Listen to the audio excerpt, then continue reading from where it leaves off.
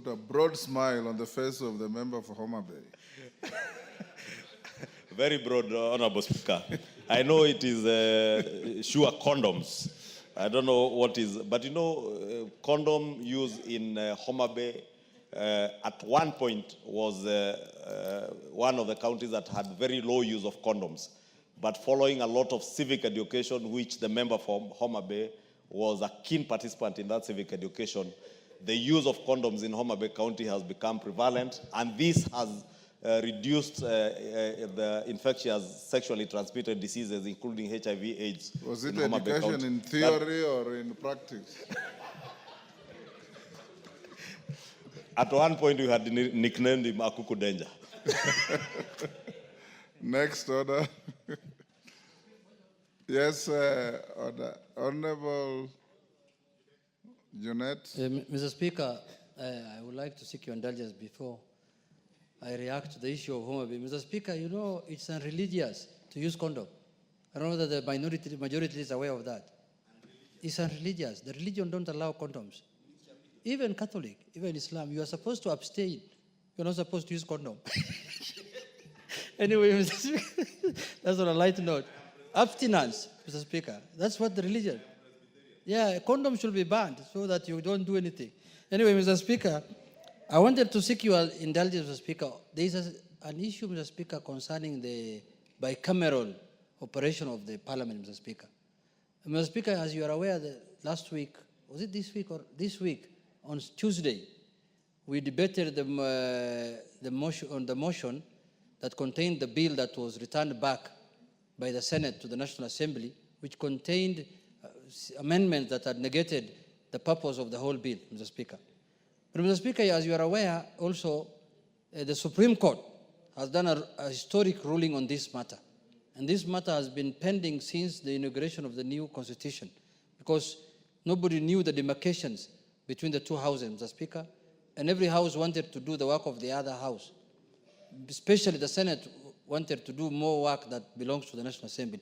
So, Mr. Speaker, my request to you is that for the benefit and for posterity and for the benefit of this House going forward, Mr. Speaker, so that we know where our boundaries reach, where our beacons are, Mr. Speaker, I wish to request you to give a communication, Mr. Speaker, to the House, which goes on record, outlining the issues that have been decided in the Supreme Court ruling, Mr. Speaker, so that it becomes now very clear that the Speaker has issued communication that every member can refer to, Mr. Speaker.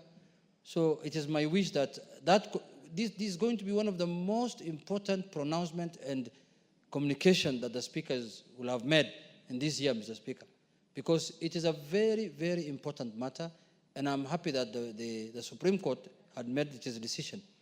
And as you are aware, the case was taken to court by the Senate, not by the National Assembly. So, Mr. Speaker, in conclusion, I request that you seek you allow or you consider my request for you to give a communication on that matter so that we can use it as a reference, Mr. Speaker. Thank you.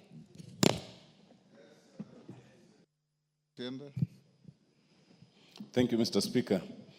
Mr. Speaker, I wish to support the request by the leader of minority, even as we communicate that, and I'm sure, Mr. Speaker, you'll indicate that this House's caucus on legislation, litigation, and related matters was seized of this matter upon your convention, and that the matter was actually referred to the caucus for consideration.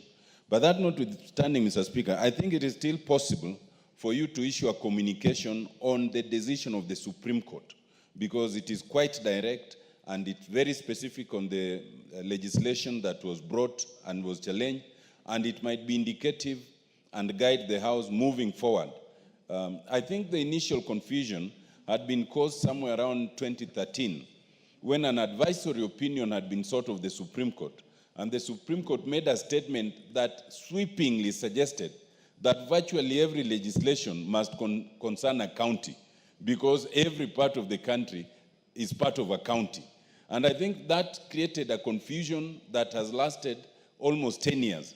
So it is very good that the Supreme Court finally clarified that it is not every piece of legislation that must go to the Senate, because not every piece of legislation concerns counties. So I would support a communication to that effect, because it would help us. Importantly, and it's of interest to this House, that the Supreme Court did address itself to the question of the NGCDF Act 2015, which was part of the legislation that was challenged on the basis that it did not go to the Senate. And the Supreme Court was very clear that it did not need to go to the Senate, and to that extent, it was not unconstitutional.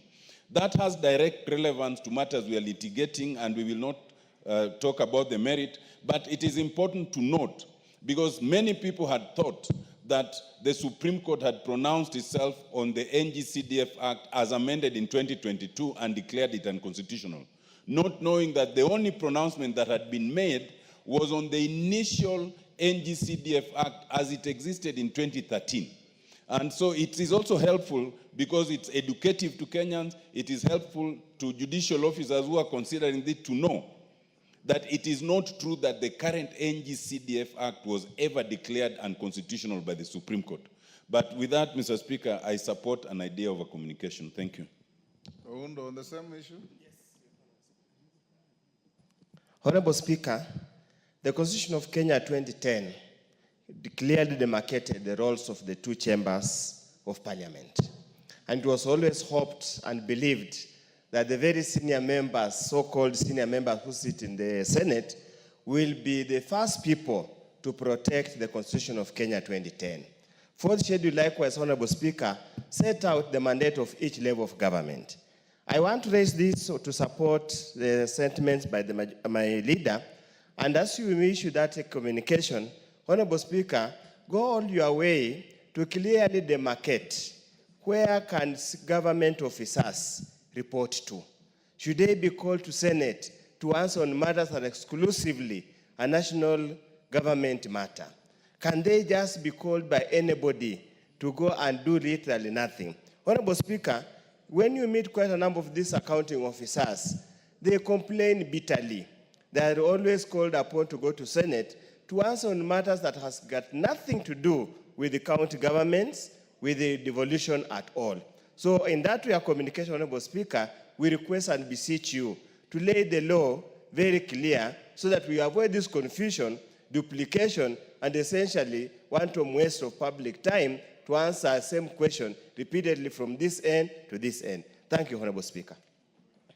Thank you. Yes, George Murugara.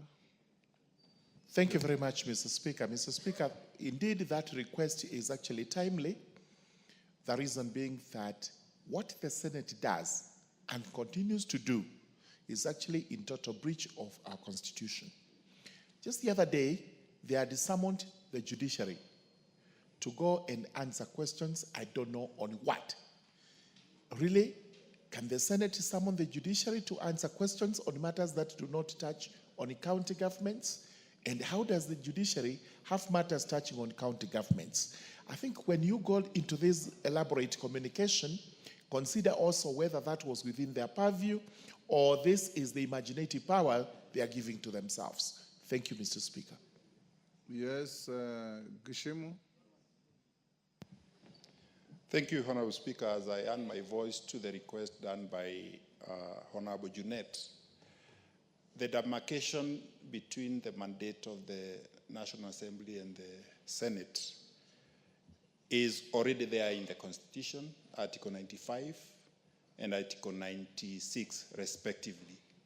Honorable Speaker, as you also give this communication, if you are persuaded to, my only worry is that whether your communication would also be binding on the other House of Parliament, but be as it may, that communication is also good for the public consumption so that it can be known which House of Parliament is abdicating or transgressing or trespassing into the other House of Parliament, because the Constitution, as is written, cannot be changed, has not been changed. And until and unless that is done, then we have to maintain our lanes in terms of legislative oversight and representation.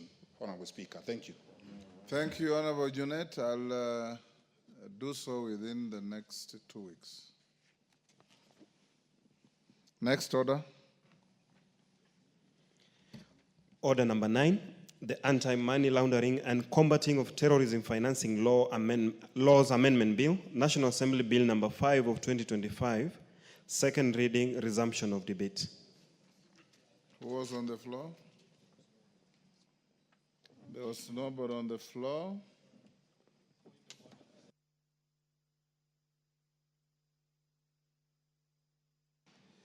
Honorable Speaker, I'm standing under Standing Order 95 to call that the mover be called to reply. This anti-money laundering and the combating of terrorism financial laws amendment bill, we deliberated yesterday and even up to late in the night, in the evening. And I think we also have other pending business, and I would request that members allow that the mover be called to reply so that we can transact the other business.